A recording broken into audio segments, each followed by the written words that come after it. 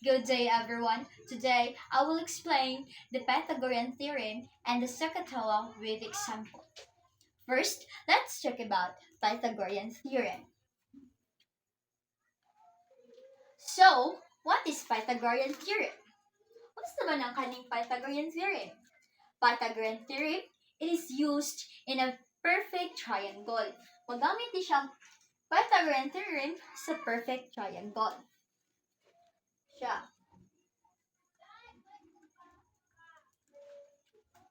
This is the perfect triangle. And we all know that a perfect triangle has a 90 degrees.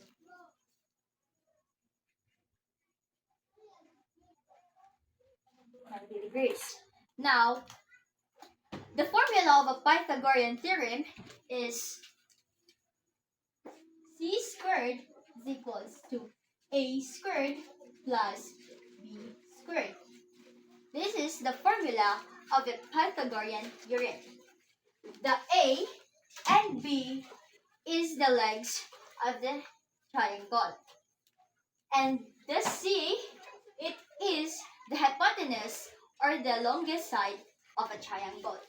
So this is the A, the B, and the longest side or the hypotenuse is this side. Now that we know the Pythagorean theorem, I'll give some examples. First, we are going to find the hypotenuse.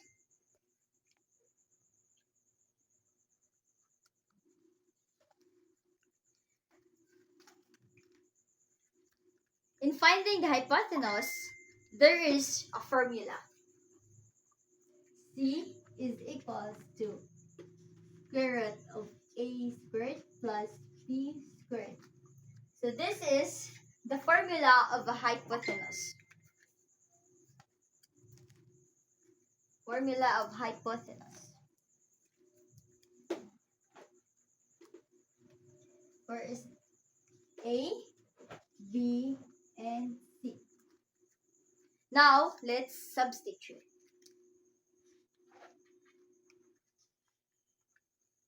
A is equals to 3 plus B is equals to 4.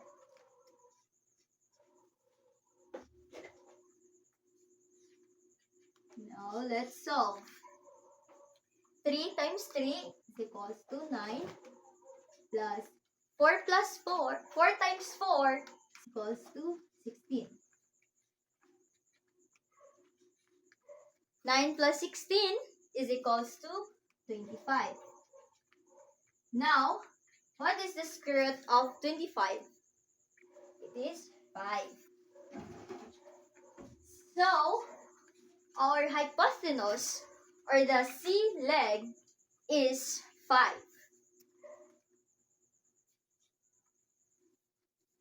Next, we're going to find the leg.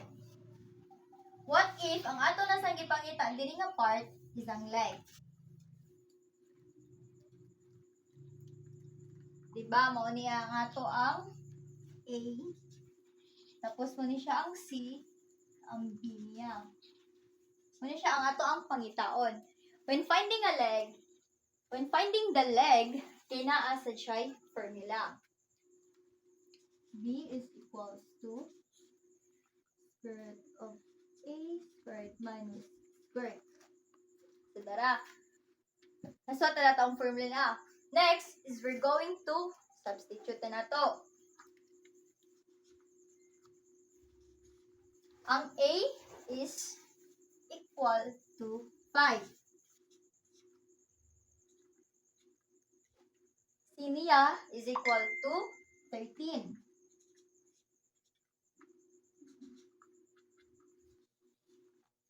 Five times 5, 25.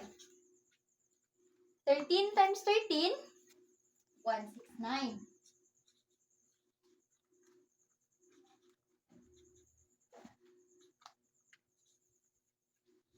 So 169 minus 25 equals to 144. So, what is the square root of 144? It is 12.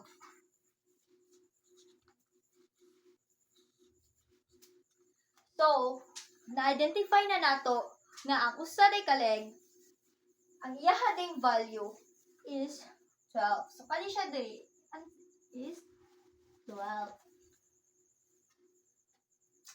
So, mo to siya ang pagguan sa Pythagorean theorem. Now, let us discuss SOHCAHTOA.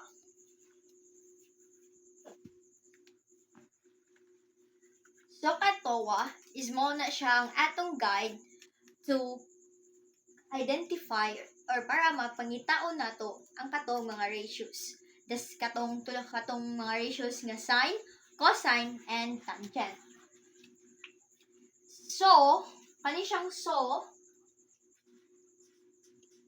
is means niya is para sa sine equals opposite divided by hypotenuse. And ka is for cosine adjacent divided by hypotenuse. And the TOA for tangent opposite divided by adjacent. Now I have examples here. Triangle. This is the adjacent. The hypotenuse, katong pinakadakoan niya nga like the longest length. And this part is the opposite. Now first, we're going to find the sine. And the formula of sine is this one. So sine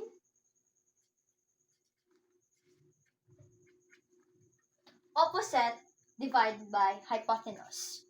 So opposite is equals to 3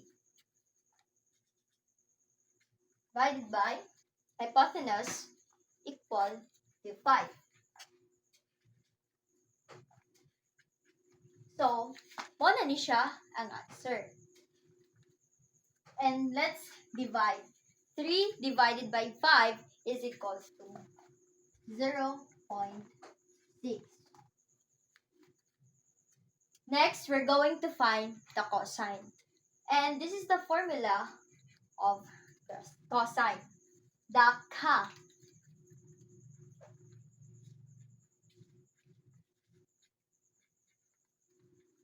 So, adjacent is 4. Hypotenuse 5. We're going to divide, so equal to 0.8. Next is the tangent. Tangent